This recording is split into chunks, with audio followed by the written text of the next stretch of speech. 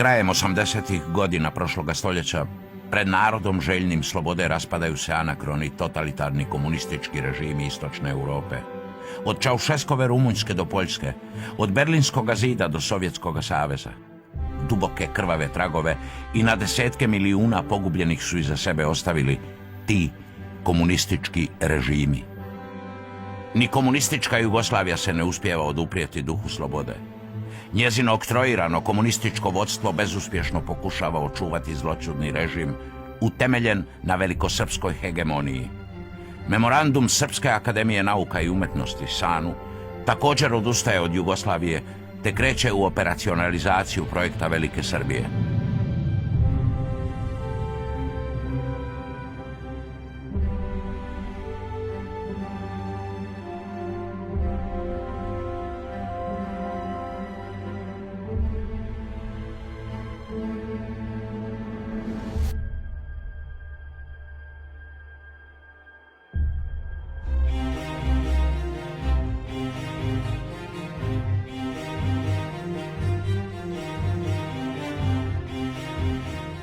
Koordiniranim balvančetništvom i agresijom Jugoslavenske narodne armije na Republiku Hrvatsku otpočinje ratno stvaranje Velike Srbije, a teritorijem Bosne i Hercegovine se, nažalost, služe u oživotvorenju te ideje.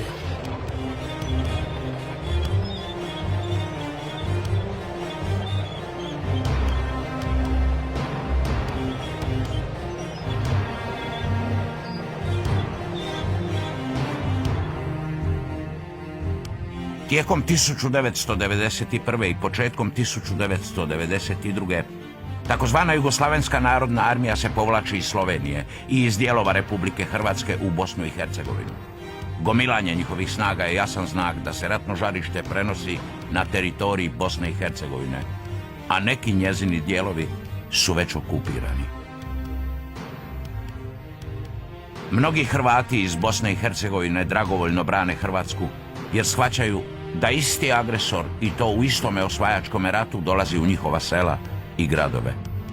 Preko 100 tenkova takozvane Jugoslavenske narodne armije u svibnju 1991. kreće iz smjera Mostara prema Sinju i Kupresu. No Hrvati iz Hercegovine u Pologu, selu nadomak Širokoga Brijega, im zapriječuju put. Za hrvatski narod je taj događaj prekretnica jer shvaćaju da jedino samo organiziranjem mogu osigurati vlastiti opstanak.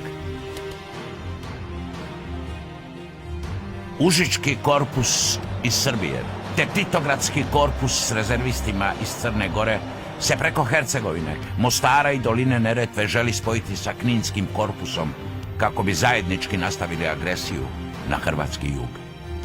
Prve hrvatske žrtve u Bosni i Hercegovini su pale u pohodu Jugoslavenske narodne armije na selo Ravno 1. listopada 1991.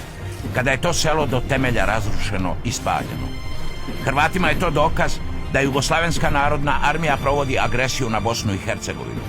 A Alija Izetbegović, predsjednik predsjedništva Bosne i Hercegovine, smatra pa izjavljuje: Zapamtite, ovo nije naša. Mnogi su u toj rečenici vidjeli da je Bosna i Hercegovina izdana, osobito hrvatski narod koji je bio odlučan braniti se. Višemjesečno razaranje Vukovara, njegov krvavi pad 18. studenoga 1991. i znakovita šutnja bosansko-hercegovačkog političkog vrha prisilio je Hrvate da se pripremaju za samoobranu. Demokratski izabrani predstavnici hrvatskog naroda u strukturama vlasti Bosne i Hercegovine će 18. studenoga 1991. u Grudama utemeljiti Hrvatsku zajednicu Herceg-Bosnu.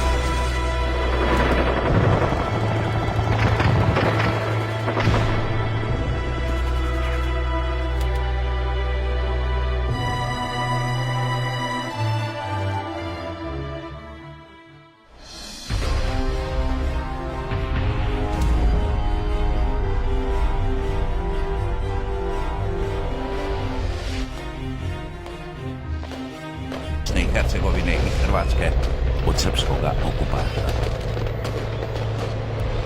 Danas, 20 godina od okončanja rata, sa sigurnošću se može konstatirati kako su Jugoslavenska narodna armija i srpske formacije vojnom agresijom na Republiku Hrvatsku i Bosnu i Hercegovinu ozbiljno zaprijetile sa stvaranjem Velike Srbije, a što bi geostrateški dugoročno destabiliziralo europski jugoistok. Bosna i Hercegovina je u toj agresiji bila ujedno i sredstvo i cilj, što je razvidno iz činjenice da su svi napadi Jugoslavenske narodne armije na Hrvatsku bili s teritorija Bosne i Hercegovine, osim na istočnu Hrvatsku.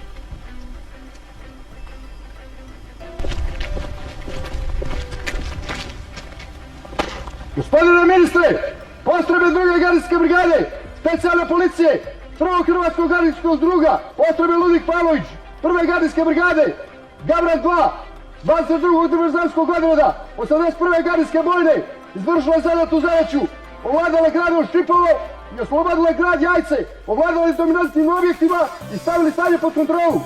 Privat podnio zapovjednik 2. gardijske brigade, brigadir Stanko Sopta.